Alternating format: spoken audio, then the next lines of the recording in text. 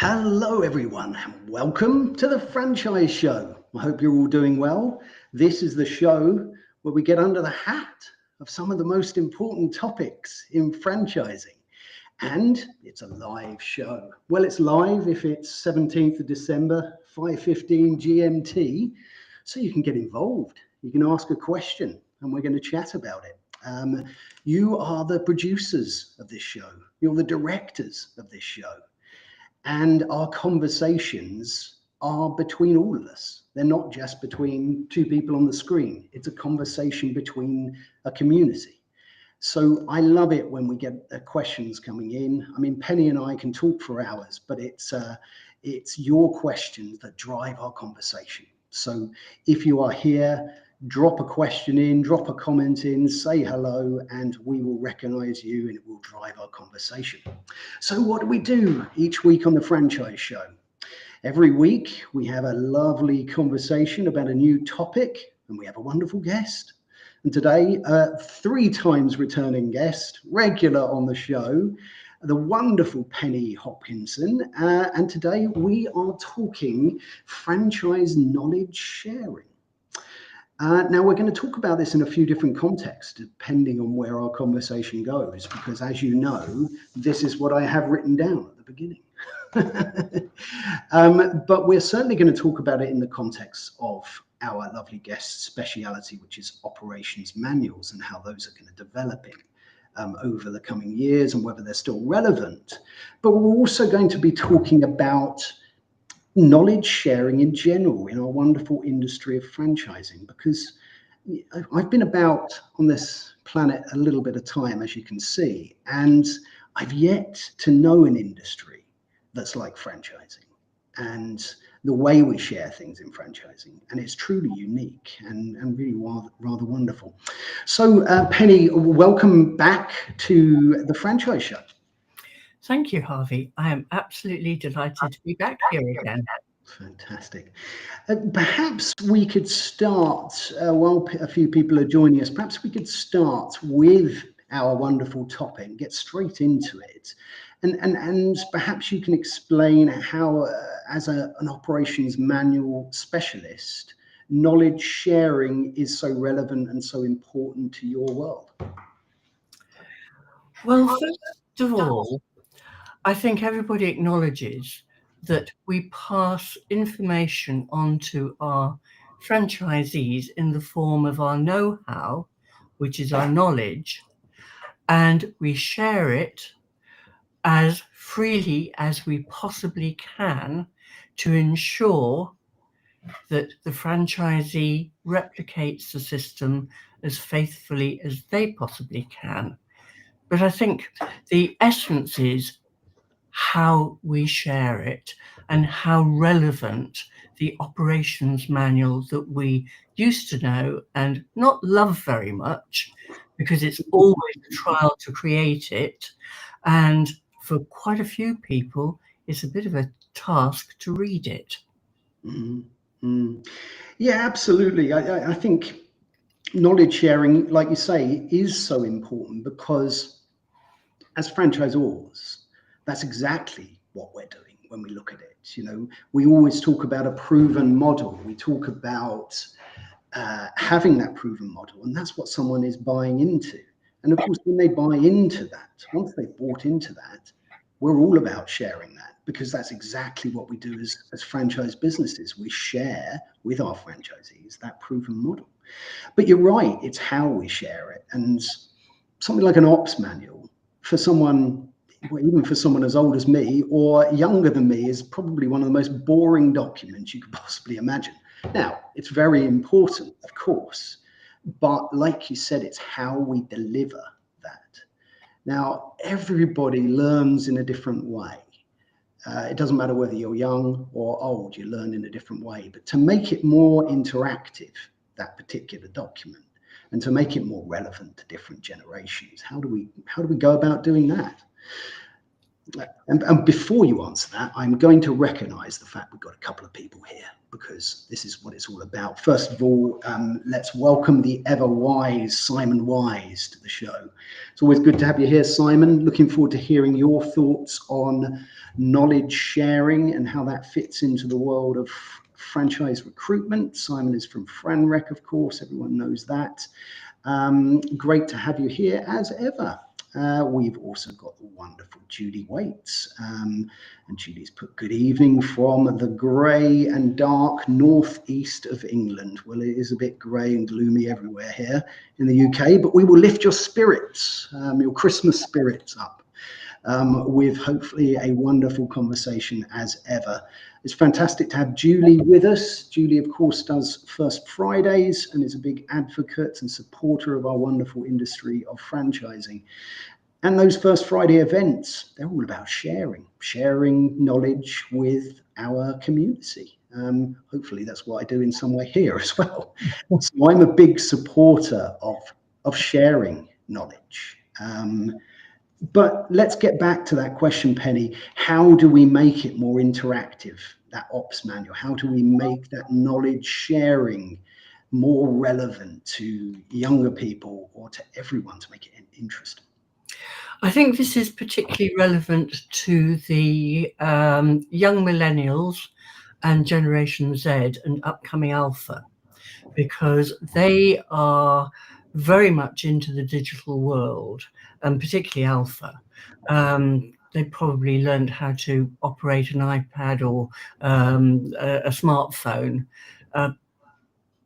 maybe at the age of 4. Whereas when we started to learn how to operate things, we had a piece of paper, often translated from the Chinese. Yes. And then, of course, if you go back to the days of MFI and flat packs, you couldn't make head nor tail of what you were reading. So how do we make it interactive? Well, one of the ways that we do it is with video, and it's with bite-sized bits of video strung together. So if you can imagine taking a process and breaking it down into little bits, using your smartphone as a member of a team and capturing that process, uploading it, putting a caption to each little piece of video, and then having it approved, it goes to the network, it's translated into a QR code, and that QR code is printed out at every franchisee's point of use, and you place it. Let's say you're a barista, and you'll know this, Harvey, obviously. You're a barista, you've just joined, you've just been through the cleaning process of the machine at the end of the day, and the next time you're a little bit, you don't really remember everything that you've been taught.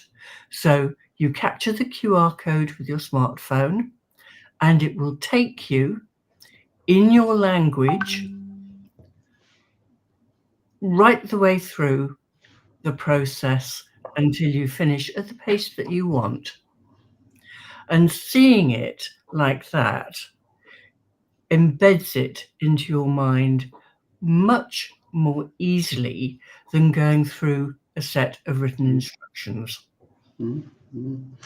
Absolutely. I mean, the use of video is really, really powerful for that, actually. And people learn a lot better, firstly, seeing it than reading it, and then probably doing it versus seeing it. But you've got to, at some point, learn it, and using that video, using those QR codes, particularly if there's a way to perhaps group those QR codes and maybe save those QR codes. Like, you mentioned they're a barista and they've got elements of the training that they might not remember, especially at the beginning. If they can scan the QR code and then save that somewhere, then when they get home, they can have a quick look at it to remind themselves before they come in the next day. And that's going to be a game changer in terms of sharing that knowledge, isn't it? It really, really is. I think it is. And I also think that you want that knowledge instantly. You don't want to have to go through into a website, look for that little bit of information you need, and then have to read it through. And as you're reading it through, you're trying to do that task. You end up by saying, "Oh, I can't do it. I'll do it my way." And that my way is not necessarily the best way, or the way that the franchisor would like you to do it. But I think that there's another element to this, because I think it would be a wonderful way to involve the franchise teams. Get them to look at how they can tweak the business model, how they can improve little improvements. They make all the difference. You know, I'm very much focused on total quality management, which is part of the I was a quality correspondent, and that's how I came to decide that I would run my own business, because I could see how important quality standards were for replicating the business. But if you get your teams involved and you follow the Japanese Kaizen, which is again total quality management, but making small, steady improvements, and involve your team in looking for those improvements, then you'll get that engagement. It's not top down, which means that peer-to-peer engagement wins hands down, and the franchisor could offer a reward, an incentive, let's say a voucher for the one that's put onto the knowledge sharing platform, something meaningful, that, let's say, £100, maybe upwards. And then at the conference, have the idea that made the most difference to reducing wastage, accidents, incidents, and improving employee retention. That would be a really meaningful reward to the team member. But for the franchise, they could go on a training course of their choice up to the value of. I think that's a great idea. I think it's a fantastic idea. I mean, I was genuinely writing that down because that's an absolutely brilliant idea. I mean, I always learn so much through these conversations and these chats, and you know, you're sharing knowledge right there, and I'm gaining some knowledge. So it's really important. We're doing that via a medium of a LinkedIn Live or a YouTube video or however you're watching this, but it's using video to share that knowledge. And I love that idea, because involving the team and getting that engagement is so important, that it's then not that top-down decision, oh, another thing's been changed that we're not aware about, that type of sort of attitude. And also, when you break down the ops manual into these little bite-sized pieces, these little mini elements, you'll get members of the team who are experts or know these elements of the ops manual really well. So they know how to tweak this small element of it. And they know that really well because they do it hundreds of times every day, whatever it might be, right? So therefore they can't rewrite the ops manual, but they can perhaps make an improvement to this small element of it. And you get each member of your team doing that. They feel involved, like you said, and you get a better business from it. You do lots of little things right, and you improve a lot. I think also it makes them feel more valued. It's an operations manual for team members by team members. It'll also enable you to create an operations manual far quicker, because we all know how long it takes to create a really comprehensive manual, which needs to be an encyclopedia of knowledge. But if you're engaging, let's for a moment just think of a network of between 2,000 and 4,000 franchises. Can you imagine the collective knowledge? If you did this, it would be phenomenal. And the tweaks you'd get, I mean, I always use this analogy that in my book, I talk about Mary. It's a fictional franchise, a patisserie. And Mary's noticed that the kitchen hands don't take the butter out of the fridge when they come in to work. They forget. And by the time it's needed for the chefs, it's too hard. And the Victoria sponges come out terribly hard. There's so many complaints. There's a lot of wastage. And Mary thinks, well, what if I put the butter into a bowl, into the microwave, start timing it, see where it gets to its optimum point, and then put a little video together with the kitchen hand. And it works, and it goes all over the network. Mary and the kitchen hand get a great pat on the back from all the colleagues, particularly the chefs, because it saved them a huge amount of problems. Mary gets a voucher for Amazon for about £100, and then she goes forward for the continuous improvement employee of the year, and she wins. She gets £1,000, and her franchise gets £3,000 worth of training. And the franchisor gets an improved element of their business. So everyone's a winner there, aren't they? No, fantastic. I love that idea. Let's recognize a few more people that have joined us here, and we've got some great questions coming up as well. So let's recognize the fact that we've got the wonderful Jitten here. It's always good to have Jitten here. Jitten was a franchisee, aged just 22, has been a franchisor and is still heavily involved in our wonderful industry, and been a guest on this show as well. The top accolade there, of course. And he's put, good evening, Harvey, Penny, and franchise friends. Well, it's great to have you here, Jason, as always. And please put in your thoughts about knowledge sharing and about ops manuals and your experiences as you've gone through your wonderful career. We have the lovely Tim Morris with us.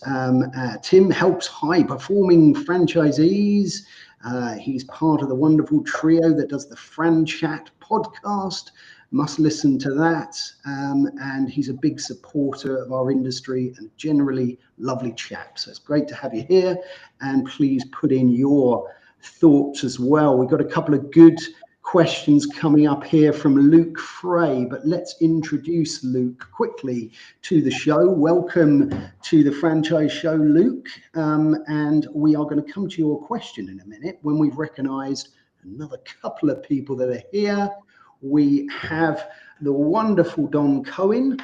Now, Don taught me everything I know about LinkedIn Live. So if you want to know anything about LinkedIn Live and how to do it, reach out to Don. He's a wonderful chap and he can show you what to do. And he's but always a treat to be joining Harvey and Penny in a value added conversation. Well, it's always fantastic to have you here.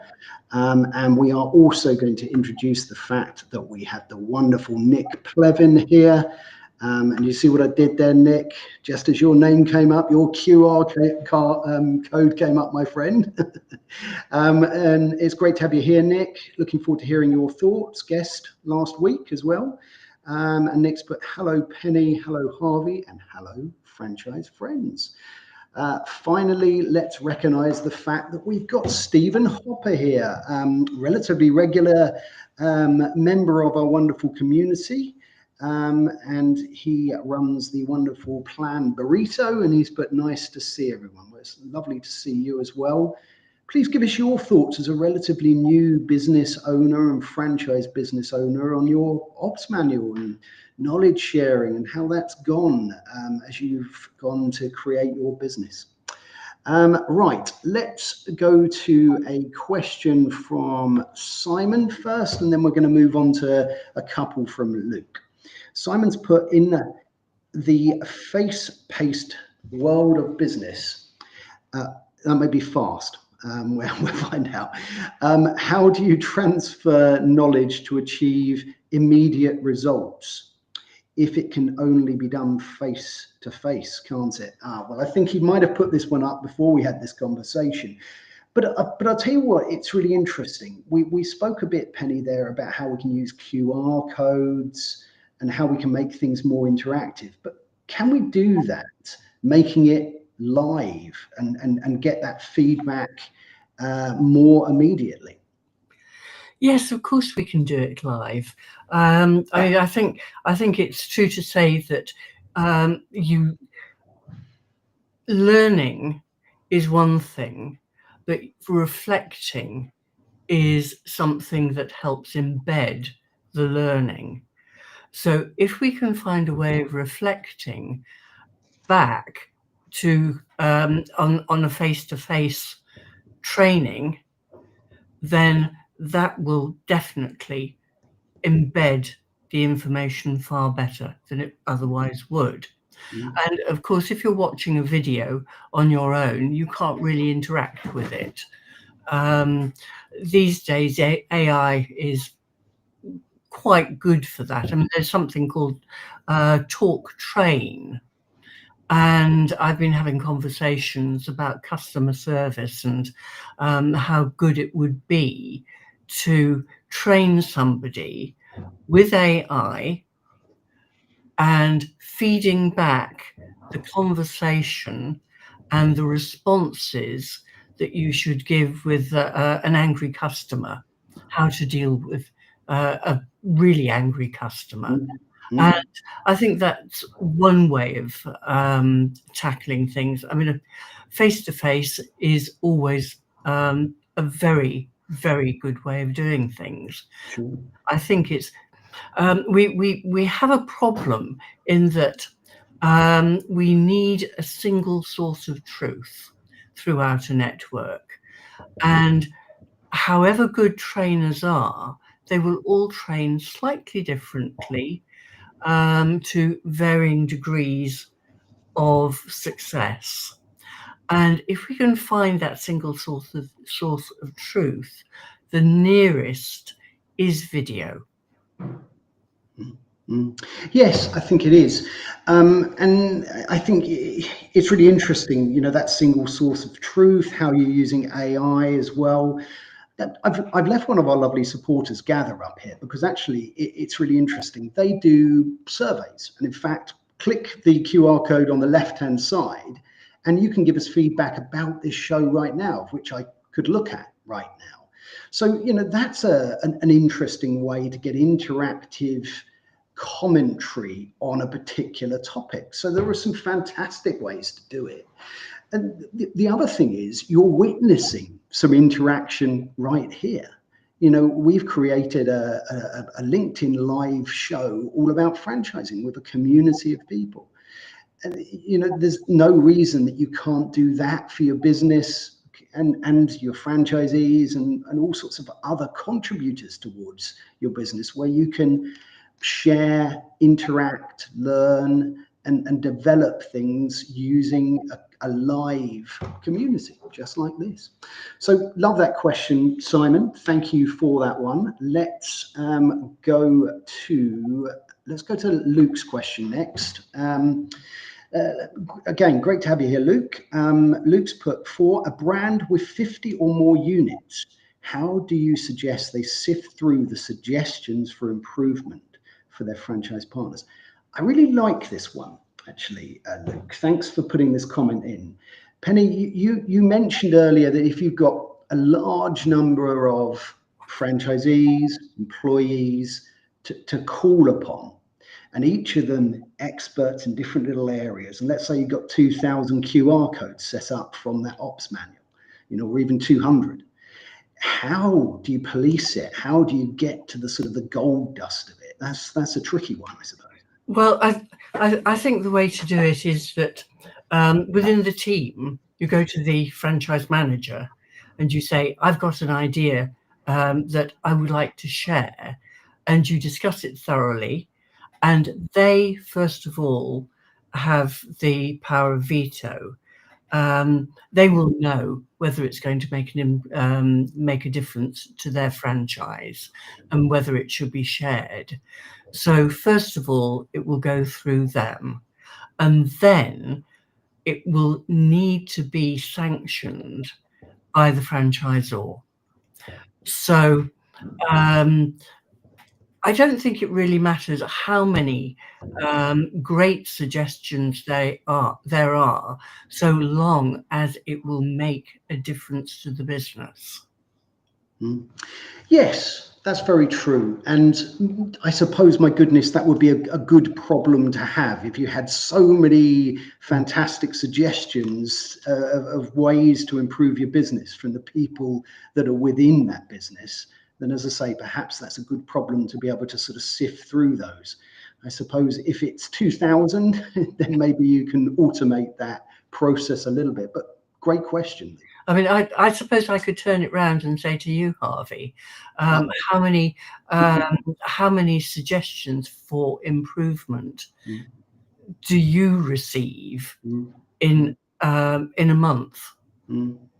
Yeah, I mean, there's not the robust processes in place generally for these suggestions to be put to companies in general, and this is why I think it's so important to open up to give this two-way conversation a chance within franchise organizations to work and to be able to improve and develop our businesses. Let's have a look. We've got a few more questions come in because my little chat button has gone blue. So let's have a look. Let's put up another one from Luke. We'll try and put these in order. Luke's put, always a pleasure to learn from Penny, drinking from the fire hose with every conversation. Well, that's very lovely of you to say, and you're absolutely right as well. It's wonderful, Luke. Thank you. Let's have a look here. We've got a question here from Stephen. So Stephen's put, written ops manuals are difficult to get franchisees to read, looking at audiobook style. Yeah, that's interesting. Where do you think audio sits between written and video? Do you think that sort of sits in between those two? Oh, I definitely think that it has its place. I mean, when we think, let me just think back to about 40 years ago when I ran a little audio company, and we went to all the publishers and said, we'd like to make audio books out of the books from your authors. And they said, oh no, that'll never catch on. Now, where are we? There are very few books that don't lend themselves to an audio style.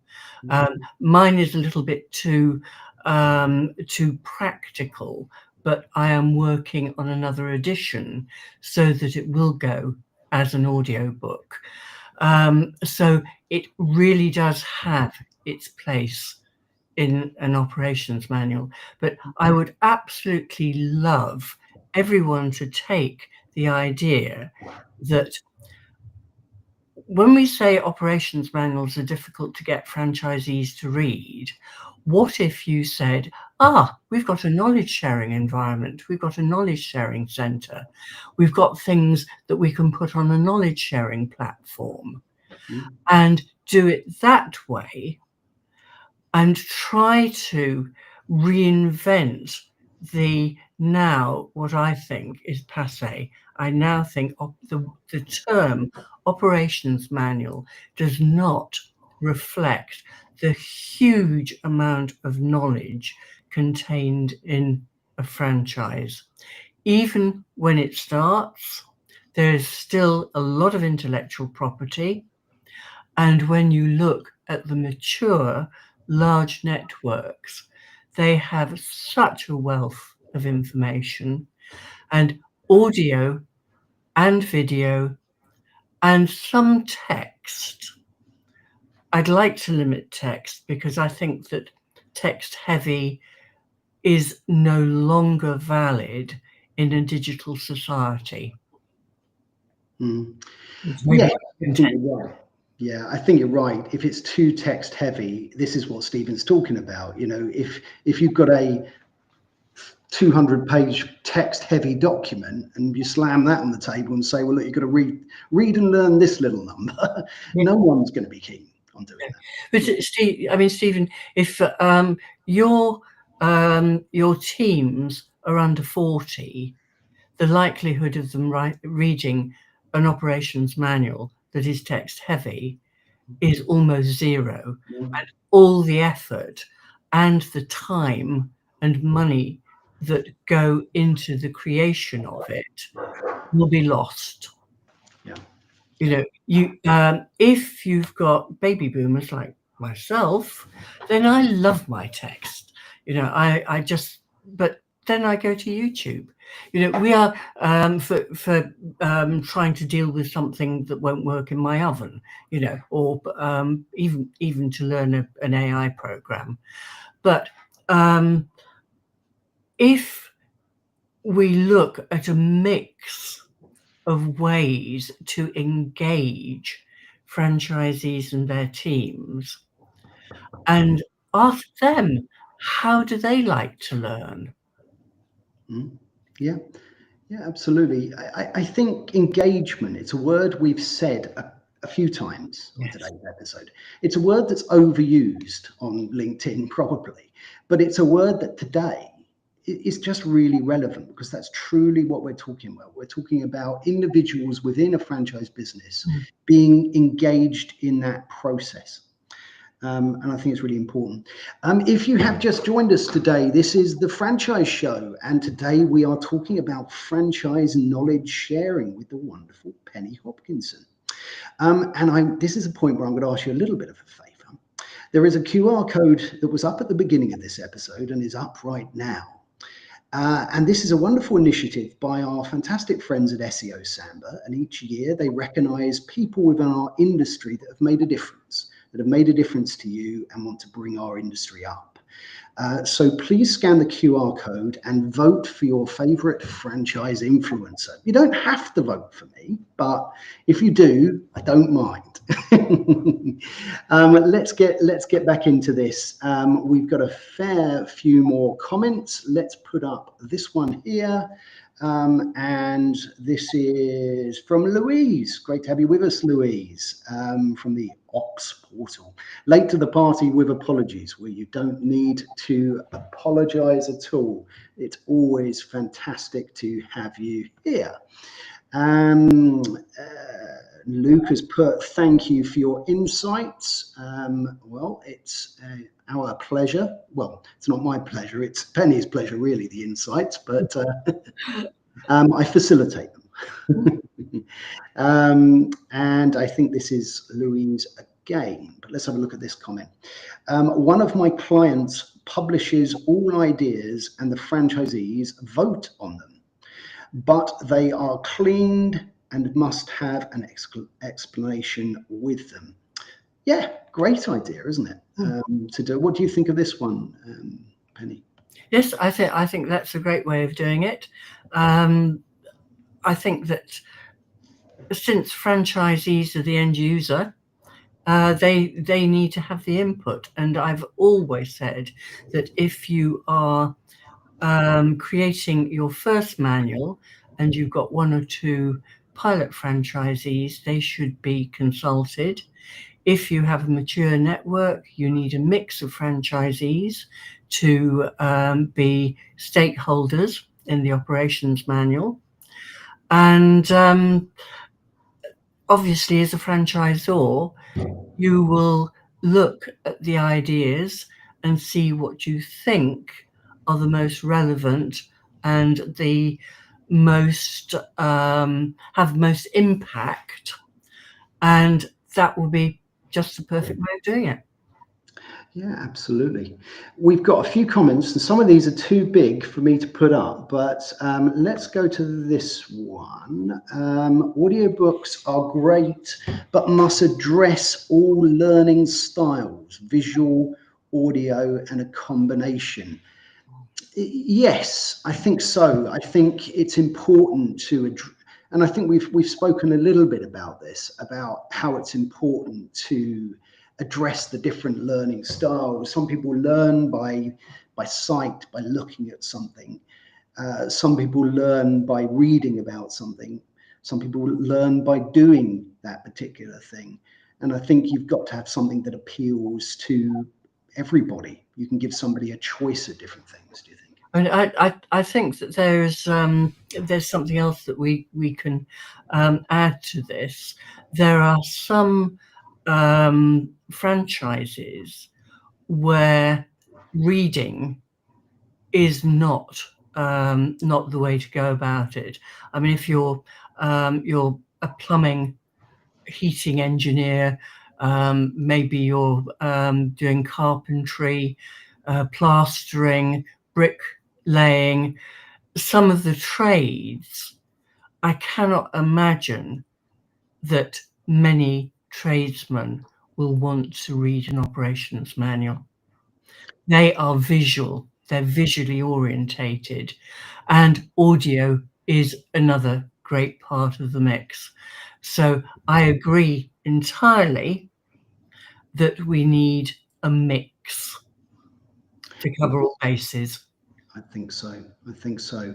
Let's have a look. We've got so many comments up here, and some of them are so big for me to summarize and see which ones we're going to put up. But let's put up one here from Shashir, and he has put Louise Harris. While audiobooks cater to auditory learners, it's essential to consider the diverse learning styles of individuals, including visual and kinesthetic learners. To be effective, educational content should incorporate a multimodal approach.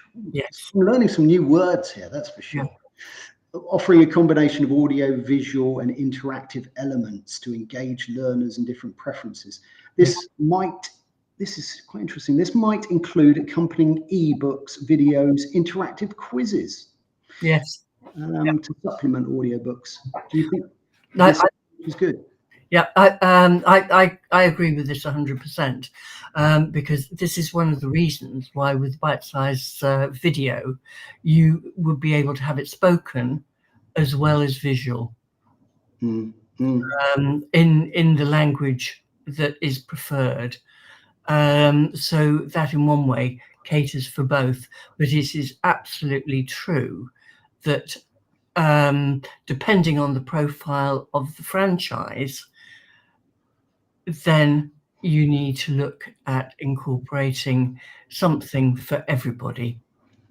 Yes, yeah, absolutely. I think it's very important for it to appeal to all sorts of different people, because you've got all sorts of different people within your business, and you need to make sure that it works for them. Let's have a look at something here from Julie. Julie has put, is knowledge sharing platform the term that you would use in the franchise agreement instead of reference to the manual, Penny? No. I think this is a really interesting question. It's a really interesting question. What do you make of this one? No. I would say knowledge sharing environment is a term that could be used in the franchise agreement. Okay. Many years ago, I talked about the operational manual, and several franchise lawyers took that up. I devised it because I wanted to make the distinction between operating and operational, and that was taken up by some of them. Now, with knowledge sharing, a knowledge sharing environment would be perfect. A knowledge sharing center could be a portal like Louise's Ops portal, or it could be a platform like Manual.2, which is a dedicated dynamic platform. So it's almost like saying that a knowledge sharing platform is like a social media platform like Facebook or LinkedIn. So knowledge sharing environment is the term that I would use in franchise agreement if I could possibly persuade my franchise legal friends. And that, I think, would describe what we want to do much better than the operations manual. Because somebody new to franchising who sees the word operations manual and who absolutely hates it. Let's say you've got a franchisor who is 40. They won't identify with an operations manual. They say, oh God, do we have to have one of these? How are we going to create it? What are we going to do? And you want to psychologically get people to that point where sharing knowledge is at the forefront of their minds.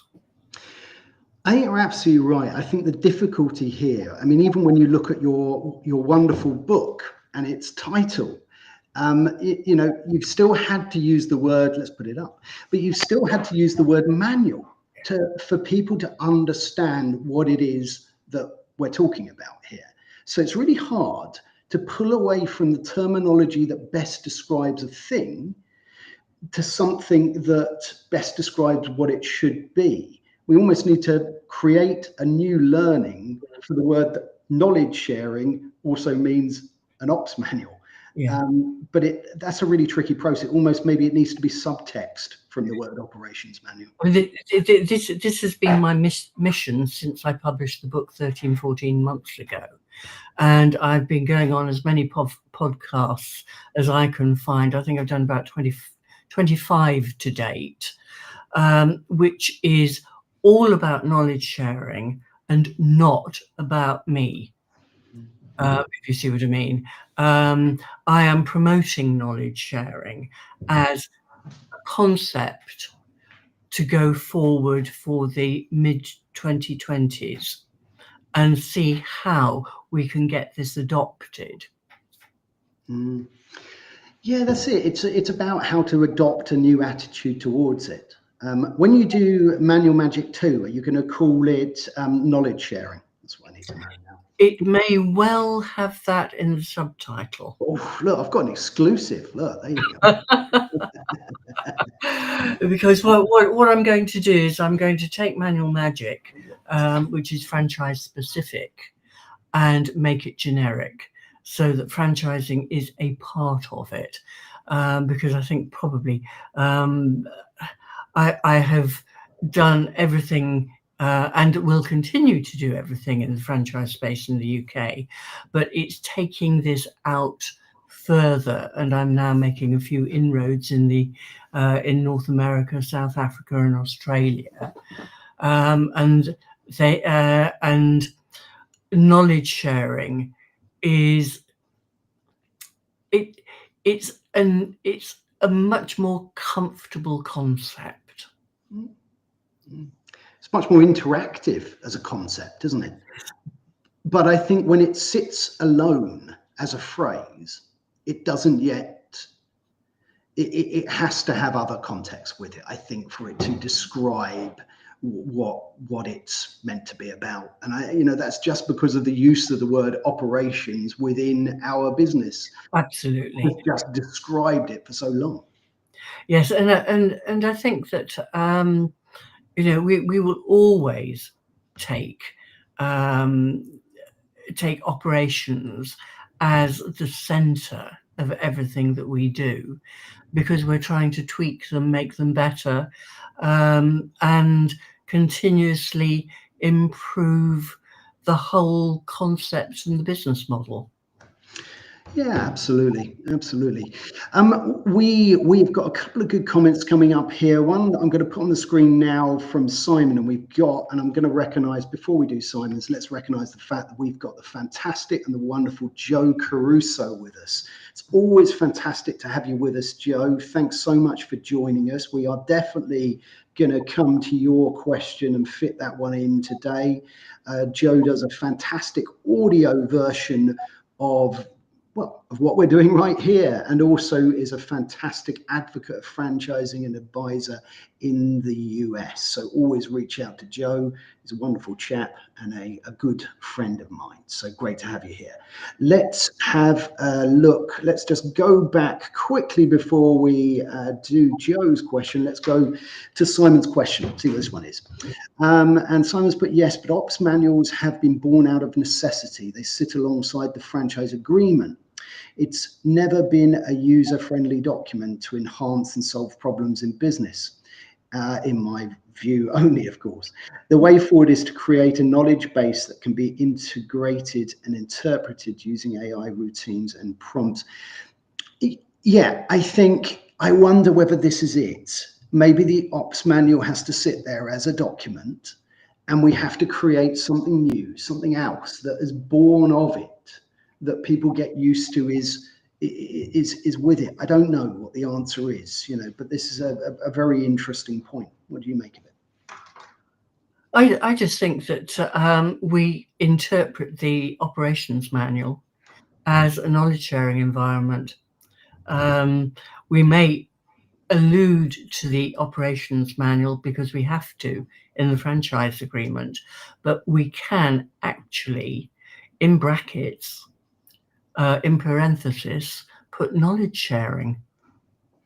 Yes, that's it. Then ease it into our general language if we believe in it.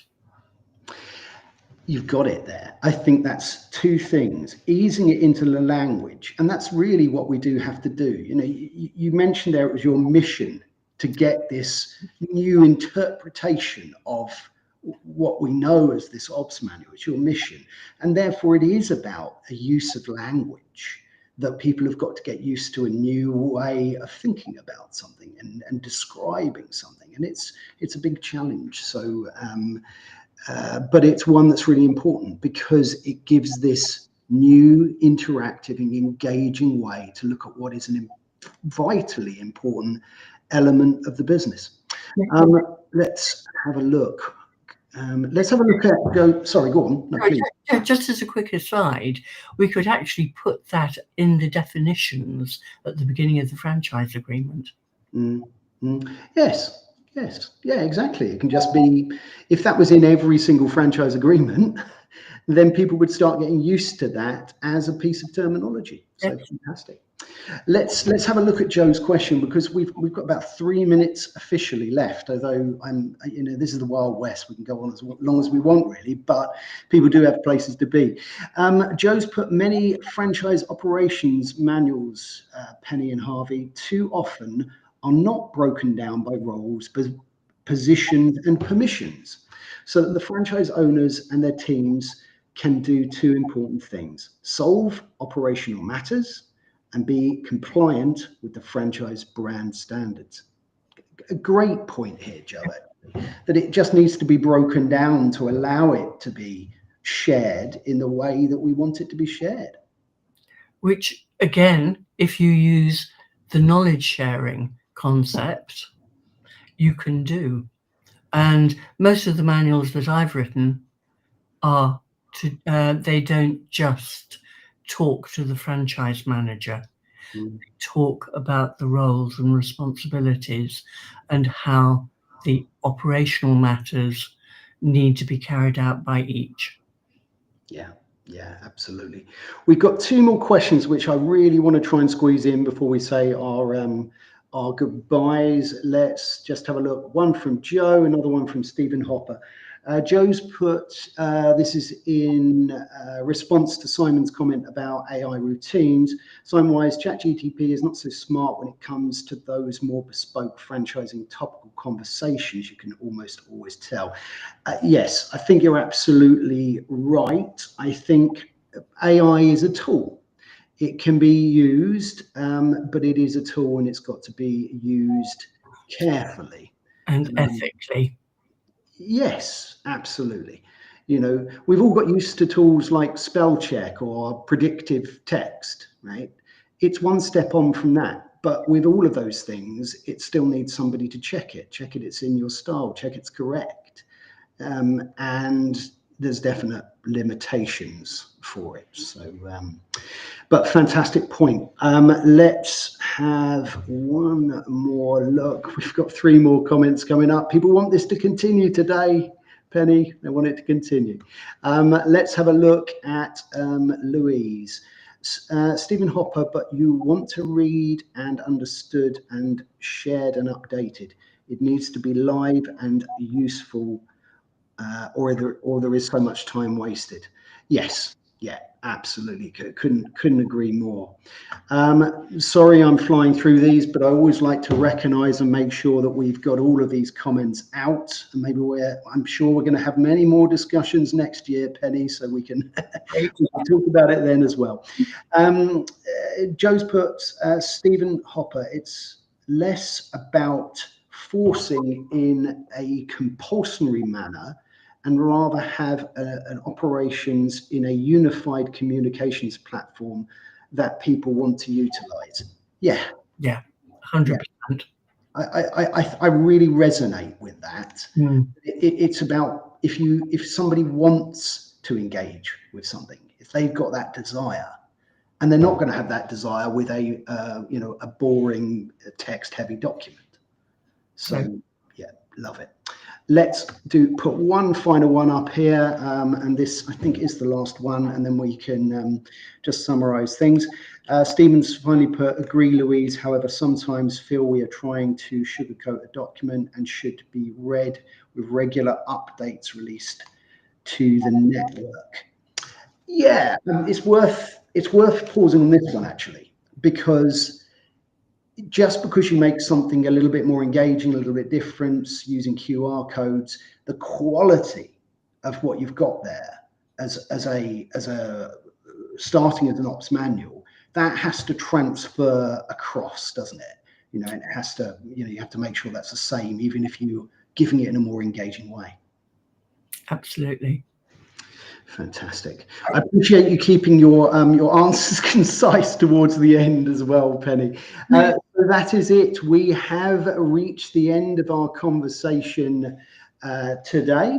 I'd first of all like to thank, as ever, the wonderful community that is our franchising industry for your input and for your questions. As I said at the beginning, you are the directors and the producers of this show, and our conversation only went the way it did today because that's what you wanted to talk about. So I really appreciate it. I love how we get involved in these conversations, and I thank you as ever.